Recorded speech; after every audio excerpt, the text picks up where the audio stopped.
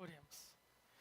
Querido Deus e Pai, obrigado, Senhor, por esse privilégio de estarmos todos juntos em Tua santa casa de oração. Mais uma vez, Pai, para te louvar, agradecer o Teu santo nome, mas para se alimentar também, Pai, da palavra de amor, de compaixão que o Senhor tem para cada um de nós, Pai. Nos colocamos todos em Tuas mãos nesse momento, Pai. Que a Sua santa vontade seja feita em nossa vida todos os dias, Pai. Te peço em especial nesse momento, Pai. O Seu Espírito Santo desça sobre mim, que Ele me use como instrumento nesse momento, que tudo que sair da minha boca, Pai, não seja nada do meu próprio interior, mas que venha dos céus, Pai. Também te peço que conduza, Pai, cada momento desse culto, Pai. Em nome de Jesus. Amém. Apertem os cintos.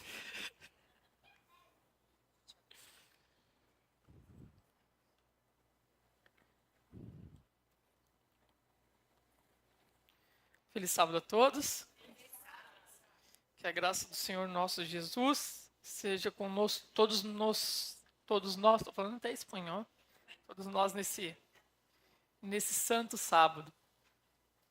A Vivi já bem anunciou, estamos iniciando, né, a nossa semana das primícias e temos como a primeira mensagem, o primeiro sermão dessa semana, as 3 mensagens angélicas. Acredito que muitos aqui já têm um bom conhecimento desse tema, entendam do que se trata, mas mesmo aqueles que já conhecem, é bom que a gente refresque nossa memória, entenda a nossa responsabilidade em cima desse tema, que é muito importante, se não um dos mais importantes desse tempo que nós estamos vivendo, né? Eu gostaria de começar fazendo uma pergunta a todos. Quem é que gosta de ser pego de surpresa? Aí vocês vão perguntar, depende da surpresa. Então eu vou ilustrar aqui para as mulheres. Imagine que você está na sua casa, talvez num domingo, aquele domingo que você decidiu que ia ficar descansando. E de repente, vamos simular, no meu caso que moro num condomínio, toca o interfone e a esposa atende e de repente descobre que o marido chamou a família para passar a tarde ou para almoçar em casa. E não tinha nada preparado. Muitas das vezes nem aquela faxina na casa foi feita, né? Eu acredito que essa é uma surpresa que poucos gostariam de receber, né? Imagina então ser surpreendido com a notícia talvez de que o Senhor Jesus já apontou no céu e ninguém te avisou de nada. E aí você só vai saber da consequência. Mas nós temos a sorte que o nosso Deus é um Deus maravilhoso, um Deus bondoso e nunca pegou ninguém dos seus filhos de surpresa, né?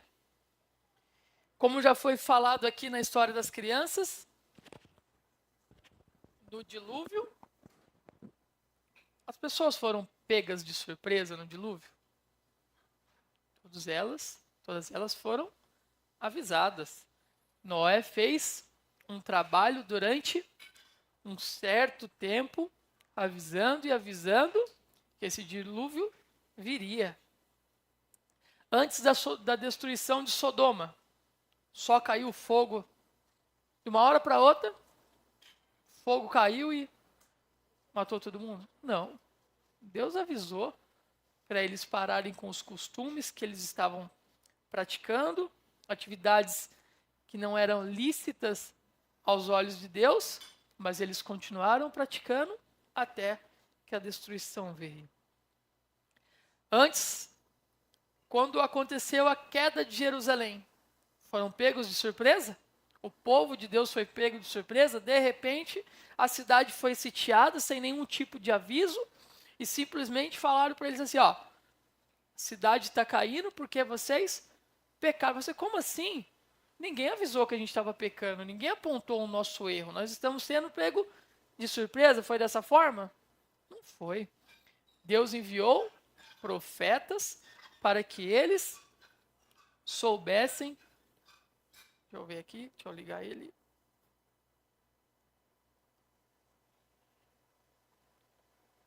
Foi. No passado, Deus revelou os seus planos e advertências por meio de profetas. Ninguém foi pego, despercebido por nada que Deus executou, desde o início desse mundo até agora. Desde que Adão e Eva caíram, eles também foram avisados. Não foram pegos de surpresa, né?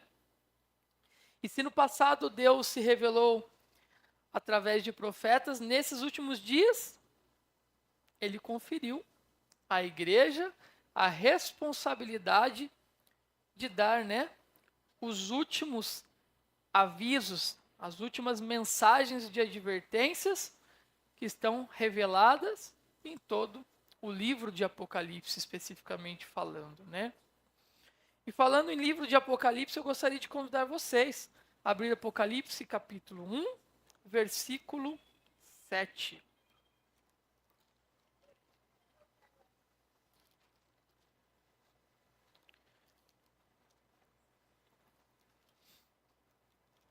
Apocalipse 1, 7.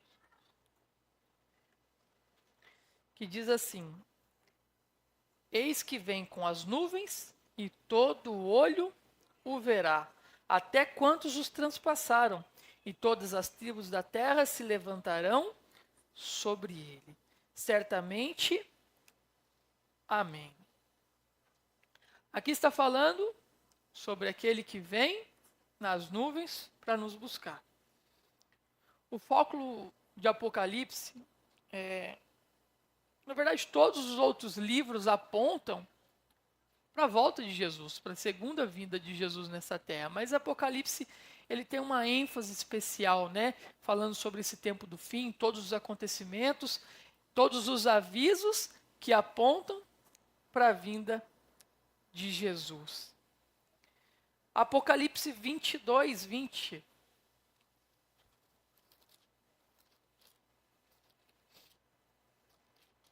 Apocalipse 22, versículo 20. Tem até um pequeno trecho dele aqui no nosso slide.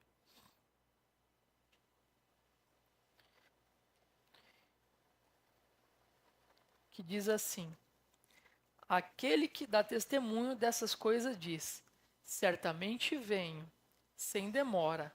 Amém. Vem, Senhor Jesus. A última promessa do livro de Apocalipse refere-se à segunda vinda de Cristo. Como eu falei, todas as profecias de Apocalipse têm como clímax a segunda vinda. Som.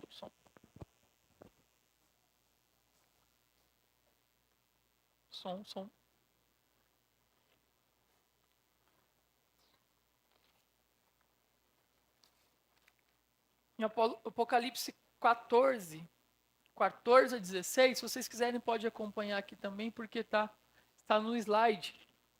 Apocalipse 14 a 16. Diz assim: Olhei e eis uma nuvem branca, sentada sobre a nuvem, um semelhante ao Filho do Homem, tendo na cabeça uma coroa de ouro e na mão uma foice afiada. Aí alguns já começam a ficar com medo, né? Como assim? Vai vir uma coroa e com uma foice vai acabar com todos aqui nessa terra, né? Talvez esse seja o erro de muitos, né? Ver o livro de Apocalipse como sendo a destruição, sendo algo terrível. E a gente tem justamente o dever e o propósito, como igreja, como filhos de Deus, de apontar quais são as verdades de Apocalipse, né? Outro anjo saiu do santuário, gritando em grande voz, para aquele que se acha sentado sobre a nuvem: toma tua foice e ceifa, pois chegou a hora de ceifar, visto que a seara da terra já amadureceu. E aquele que estava sentado sobre a nuvem passou a sua foice sobre a terra, e a terra foi ceifada. Imagina alguém que tem pouco conhecimento sobre a Bíblia ou quase nenhum lendo esses versos. É para aterrorizar. Como assim? Está vindo na nuvem, com uma foice na mão, e de repente alguém dá ordem e a terra inteira é ceifada. Mas não é bem dessa forma, né? Quando Jesus voltar, ele virá como rei dessa terra. E também como juiz, para poder determinar aqueles que estão salvos e reunir esses que estão salvos. Então, quando se fala que ele vai ceifar, porque aqueles que já amadureceram, ele está falando que vai ceifar, vai recolher todos aqueles que estão salvos. Todos aqueles que aceitaram o sacrifício de Jesus na cruz do Calvário, serão esses que serão ceifados e depois reunidos. Então, diferente do que muitos veem, né, como uma destruição, temos que ver essas mensagens como misericórdia. Vai chegar o momento que o Senhor virá e nos recolherá desse mundo que só tem maldade, para viver um período com Ele, depois Ele restaura essa terra e sim, nós estaremos mais uma vez com Ele. Em Apocalipse 14, 6, 12, João teve uma visão de anjos, né? Poderosos com mensagens importantes. E por que mensagens importantes, né? Em Apocalipse ou na profecia, né? Anjos representam mensageiros. Então, se João viu anjos, ele também viu que tinham mensagens. E cada anjo representava uma mensagem diferente. E havia um tempo específico para cada advertência. E o objetivo dessas mensagens, ele é muito claro, né? Oferecer, talvez, os sinais, apontar o caminho e salientar, né? Que o tempo do advento, da segunda vinda de Cristo, está chegando. E tem o propósito de preparar homens e mulheres para esse momento tão especial. Para que assim, como aquela esposa que foi pega de surpresa, quando o marido chega com a renca da família sem avisar, não fique brava, não fique enfurecida e nem tampouco triste. Essas pessoas precisam estar preparadas. Então, para isso, servem essas 3 mensagens que esses anjos irão trazer, né? Gostaria de convidar vocês agora em Malaquias, capítulo 3, versículo 1. Malaquias 3, 1. É o livro que antecede Mateus. Talvez fique um pouco mais fácil de encontrar, né? Vai em Mateus, dá uma folheada para trás, vocês já vão encontrar Malaquias 3, versículo 1. Que diz assim: Eis que envio o meu mensageiro, que preparará o caminho diante de mim. De repente, virá ao seu templo o Senhor, a quem vós buscais, o anjo da aliança, a quem vós desejais, eis que ele vem, diz o Senhor dos exércitos.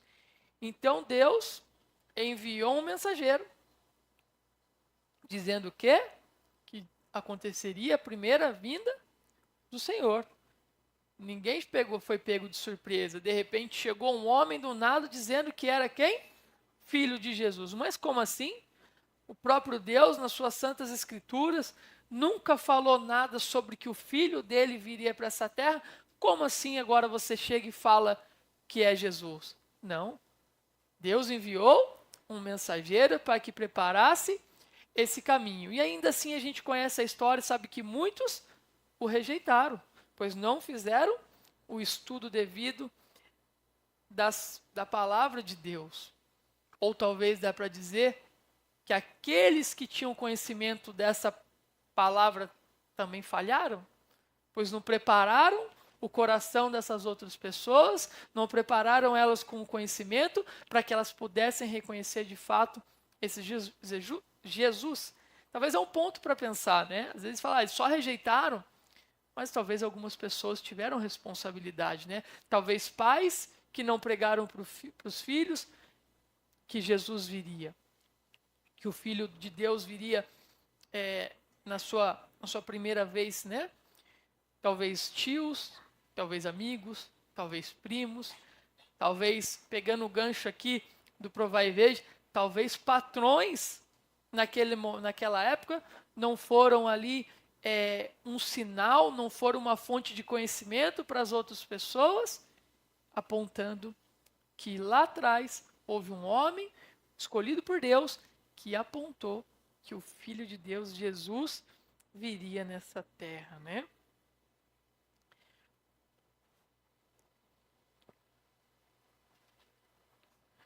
E aí então nós vamos para a advertência do primeiro anjo. É a primeira mensagem que está em Apocalipse 14, verso 6. Que diz assim: vi outro anjo voando pelo meio do céu, tendo um evangelho eterno para pregar aos que se assentam sobre a terra, e a cada nação, e tribo, língua e povo. Então ele viu um anjo voando com o evangelho eterno, para pregar sobre toda a terra, a cada nação, língua e tribo. Mas de que de fato é o evangelho eterno? Será que o evangelho eterno é algo que foi inventado por homens? Uma coisa que saiu da cabeça dos homens? Não, muito pelo contrário, né? O evangelho eterno, ele é uma mensagem de salvação por meio da fé no sacrifício de Cristo, Jesus. Então, se você, por meio da fé, aceita o sacrifício, reconhece o sacrifício de Jesus como sendo o próprio Filho de Deus, você aceitou o evangelho eterno. A pergunta é: você tem espalhado o evangelho eterno? Você tem apresentado às outras pessoas o sacrifício de Jesus, do Filho de Deus, como sendo o meio da salvação para aquela pessoa, para que aquela pessoa tenha oportunidade de se salvar? Apocalipse 14, 7. Dizendo, é continuação ainda, né, da primeira mensagem, dizendo em grande voz: temei a Deus e dai glória, pois é chegada a hora do seu juízo. E adorai aquele que fez o céu e a terra e o mar e as fontes das águas. Ao mesmo tempo que Apocalipse 14, 7, ela aponta que é chegada a hora, ela nos faz o quê? Lembrar um mandamento.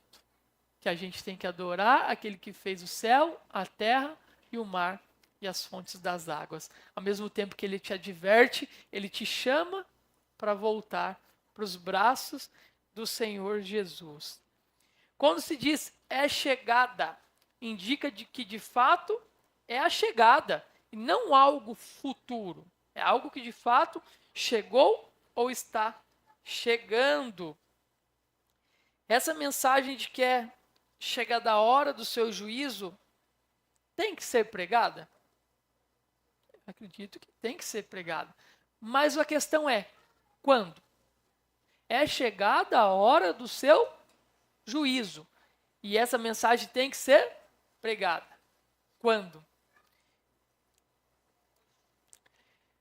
Em Daniel 8:14, a gente vê a profecia, ele fala ali sobre as 2.300 tardes e manhãs, que no caso, quando a gente fala em profecia, cada dia equivale a um ano.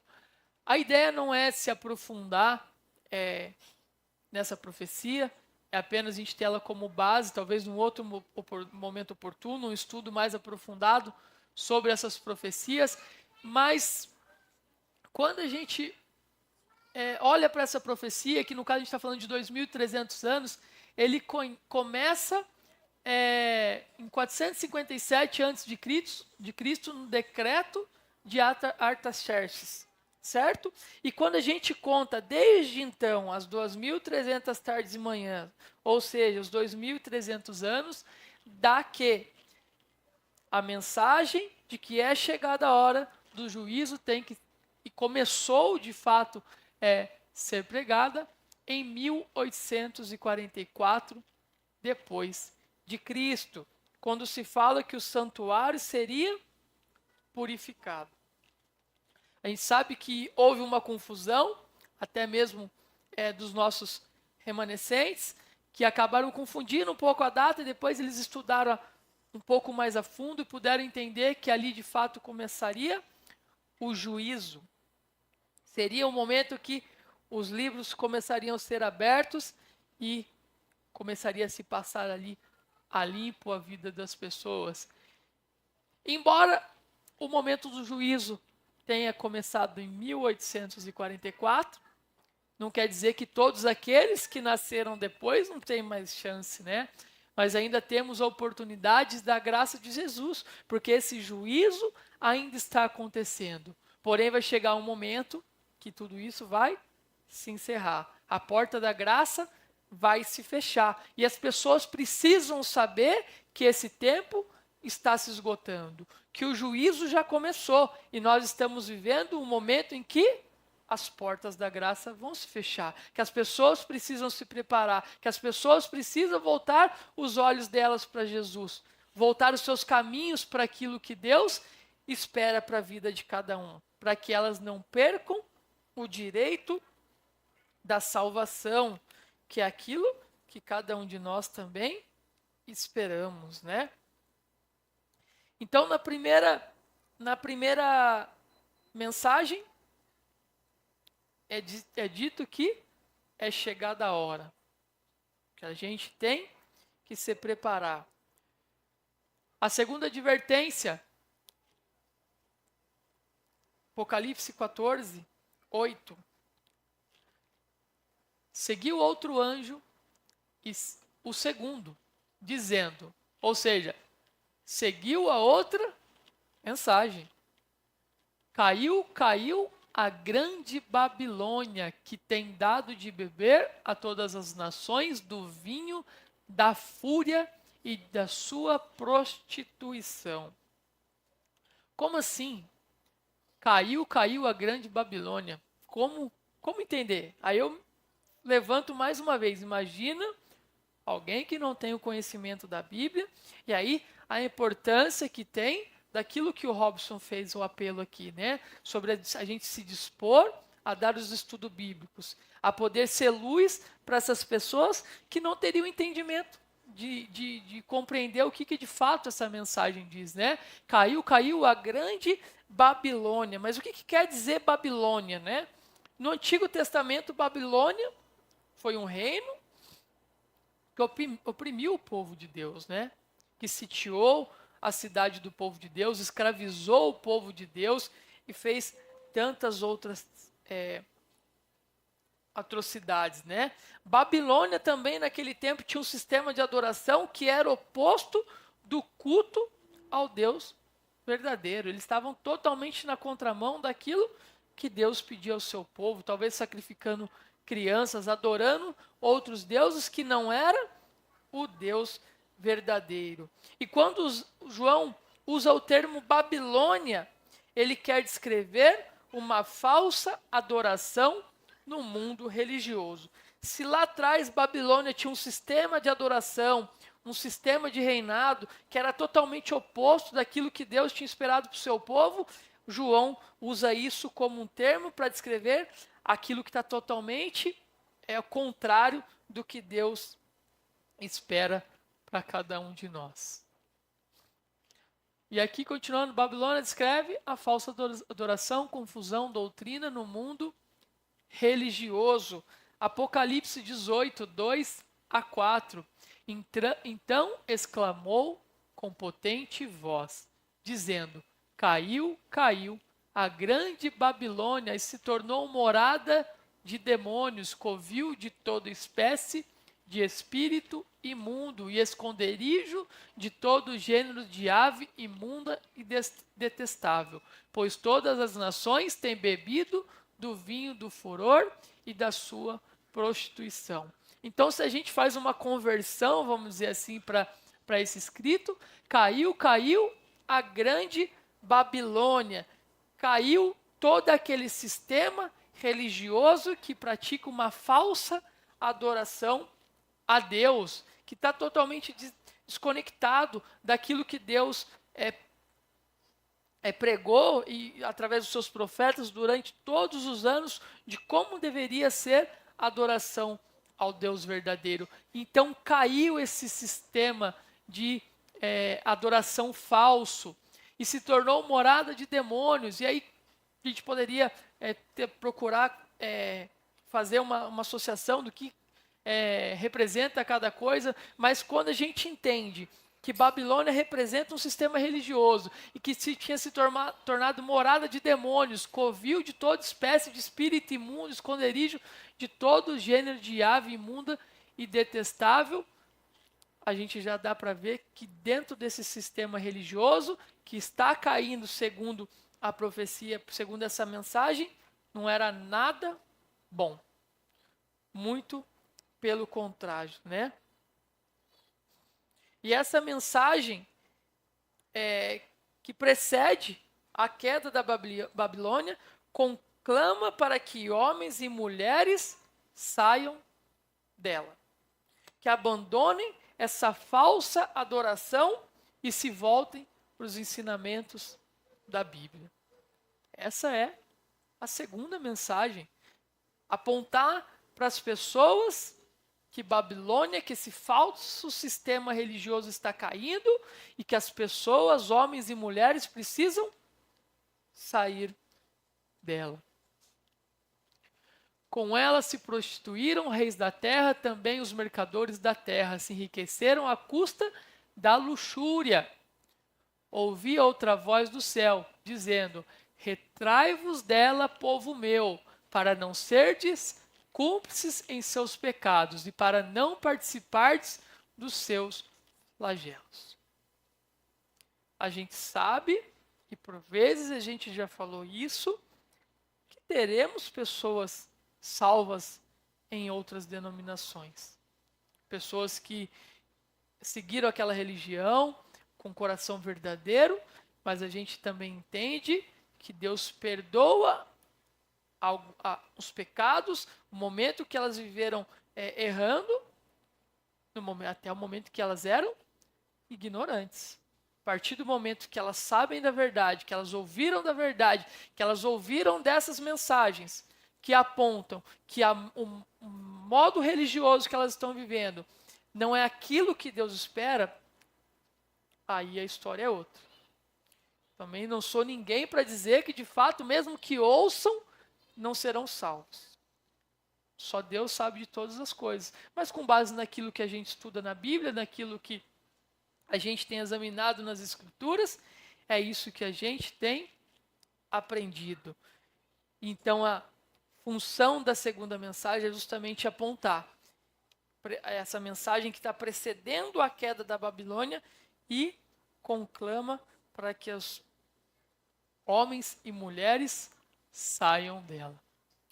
E a terceira mensagem, que está em Apocalipse 14, 9 a 11, vem dizendo o seguinte: seguiu-se a estes outro anjo, o terceiro dizendo, em grande voz, se alguém adora a besta e a sua imagem e recebe a sua marca na fronte ou sobre a mão, também esse beberá da cólera de Deus, preparado sem mistura, do cálice da sua ira, e será atormentado com fogo e enxofre diante dos santos anjos e na presença do Cordeiro.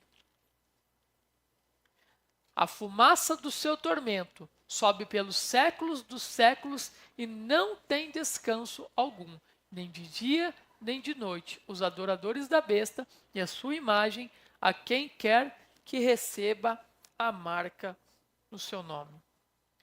Essa é uma advertência para quem adora a besta e a sua imagem e tem a sua marca.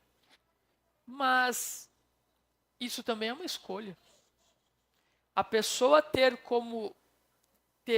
seguir, né, adorar a besta, a sua imagem e ter a marca dela em suas vidas, é uma opção.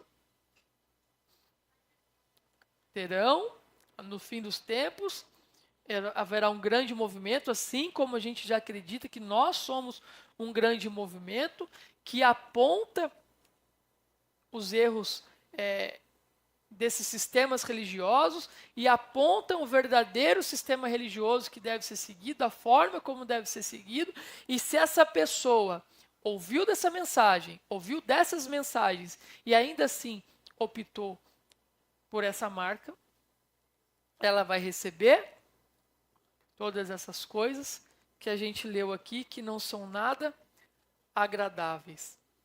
A última mensagem proclamará terríveis juízos para quem lança a sua sorte na religião.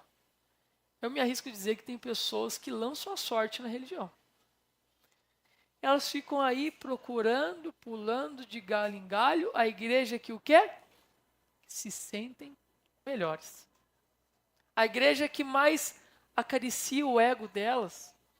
A igreja que talvez mais faz ela se sentir importante. E elas vão jogando a sorte nessa igreja. Ao invés de procurar a igreja verdadeira, que prega de fato a palavra de Deus, que está alinhada com os preceitos de Deus, ela vai sempre procurar aquela que melhor lhe agrada. Eu tenho um bom negócio, adventista não dá, porque não pode trabalhar no sábado, e eu vendo mais no sábado. Deixa eu ver uma outra ali, que é mais ou menos, mas que não precisa do sábado. Eu não tenho problema com o sábado, só que eu adoro tanto usar minhas joias, andar com umas roupas mais à vontade, vamos dizer assim. Obrigado, Tulica, pela ajuda com o termo. Então, eu não tenho problema com o sábado, mas essa não dá para mim. Eu não tenho problema com vestimento, eu sou uma pessoa simples, mas eu gosto de tomar uma cervejinha, fumar um cigarro, e lá não dá certo. Tem uma igreja X aí, que é uma igreja mais moderna, que pode fumar cigarro, entre outras coisas, que está tudo certo. Deus conhece o seu coração, Ele sabe a bondade que tem no seu coração, porque você não faz mal para ninguém. E as pessoas vão lançando sorte em suas vidas, né? Deixa eu só voltar aqui que eu já pulei a página e me perdi aqui na sequência.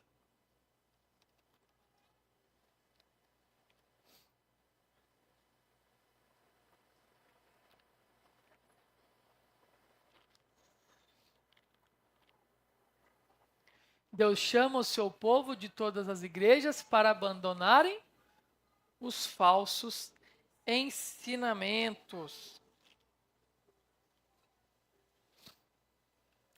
A fé genuína em Jesus conduz à obediência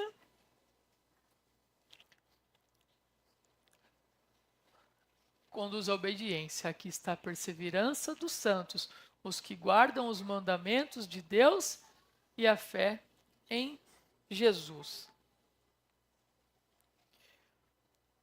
Deus, mais uma vez, chama o seu povo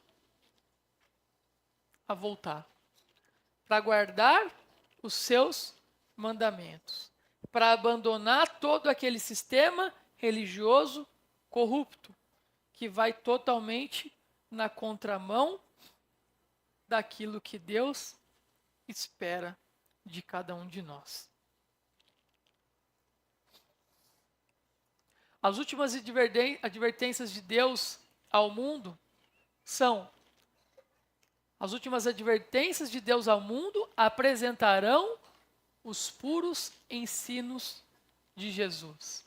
Apresentam em especial todos os mandamentos de Deus, todos, não tem flexibilização com A ou com B, conforme a gente estava ilustrando aqui, falando sobre esses que lançam a sorte na religião, né?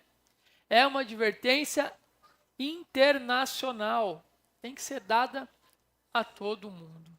Prepara homens e mulheres para a vinda de Cristo. É proclamada em alta voz. Anuncia o evangelho eterno. Lembra que é chegada a hora do juízo divino. Conclama a homens e mulheres que voltem a adorar ao Criador através da obediência do seu santo e verdadeiro sábado. Que nós entendemos que, que esse é o selo de Deus, né? Então, se esse é o selo de Deus, a gente já consegue presumir qual que é o selo da besta. Adverte sobre a queda da Babilônia, o fim da confusão na doutrina. Está chegando o fim desse momento. Está chegando o fim. Vai chegar um momento que isso vai acabar. Que Jesus desce, acaba com toda essa confusão e restaura tudo como deve ser. Só que tem pessoas, inclusive muitas pessoas que nós amamos, que ainda estão no meio dessa confusão. E nós temos o dever de adverti-las, né? Advertem homens e mulheres contra a adoração à besta, sua imagem e sua marca. Identifica o povo de Deus que guardam os mandamentos e têm a fé de Jesus. Noé e João Batista foram levantados por Deus para apresentar advertências especiais ao mundo. Assim como tantos outros que a gente citou aqui, que foram levantados para levar advertências sobre algum acontecimento sobre que aconteceria. Deus não pegou ninguém desprevenido. E hoje em dia, Deus tem um povo especial com mensagens específicas para os nossos dias. Assim como Deus lá atrás preparou homens santos para preparar o povo, para anunciar as coisas que aconteceriam, para anunciar a primeira vinda de Jesus, no nosso tempo também tem um povo especial, incumbido de levar essas mensagens do evangelho eterno, do juízo, da queda da Babilônia, chamando as pessoas para saírem dessa confusão e voltarem aos mandamentos de Deus. Existe um povo com essa responsabilidade. Jesus nos dá tempo para que nos preparemos para o seu retorno. E ele diz: compra a verdade e não a vendas.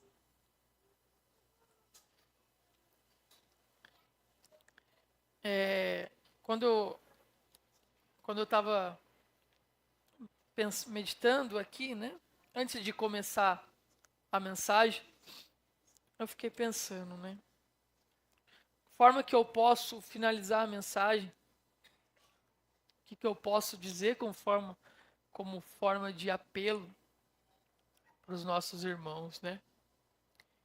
E eu refleti na minha própria vida. Em minha própria vida, que talvez em alguns pontos não se assemelhem tanto com o de vocês, de todos que estão aqui, mas eu tenho certeza que tem algo que aconteceu na minha vida, que se não aconteceu na sua, aconteceu na dos seus pais ou dos seus avós. Em 1844 começou o juízo. Começou um período em que tudo seria aberto, tudo seria colocado às claras, e então ali nosso Senhor tomaria as decisões daqueles que são dignos de herdar a coroa da vida eterna que Ele tem preparado para cada um de nós. E de 1844 para cá começou o momento então de proclamar as 3 mensagens angélicas. Eu tenho certeza que essa mensagem ela já foi proclamada para muitos e muitos lugares. Eu tenho certeza que muitos escutaram essa mensagem e vão se encontrar com nós lá no céu, porque eu tenho certeza, com a graça de Deus, que nós estaremos lá. E essas mensagens que foram transmitidas através dos séculos,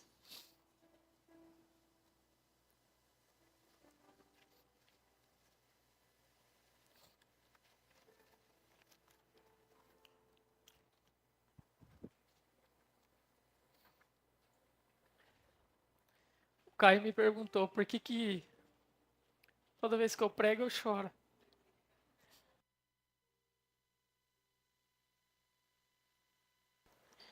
Toda vez que eu choro, eu estou sentindo o amor de Deus na minha vida. Eu sinto o Espírito Santo dele me usando. Então é por isso que eu choro. É a minha forma. Alguns têm uma maneira diferente de representar isso, mas essa é a minha maneira. E essas mensagens que começaram, segundo aquilo que a gente acredita ser pregado em 1844, em algum momento ela me alcançou. E ela alcançou cada um de vocês que está aqui.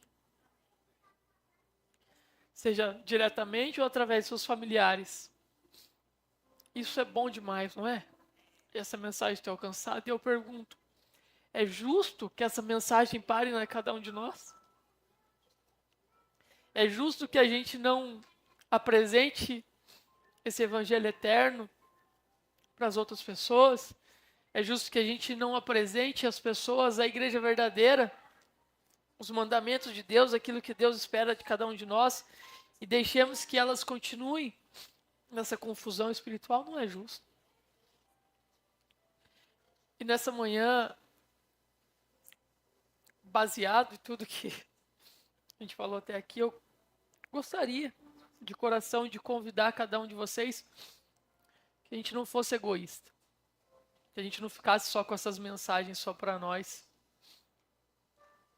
que a gente de fato se dedicasse, assim como o Juninho falou outro dia, intencionalmente, custe o que custar. Vai custar um projeto de vida que eu tinha, que talvez me tornaria rico, me daria muitas posses? Talvez. Vai custar a vida, assim como foi com o Paulo? Pode ser. Mas que a gente tenha a convicção de que esse é o nosso maior papel nessa terra. Fazer com que essas mensagens possam alcançar cada vez mais corações, para que quando Jesus voltar, muitas e muitas pessoas tenham se afastado da confusão e o selo que elas tenham sobre elas sejam os selos de Deus.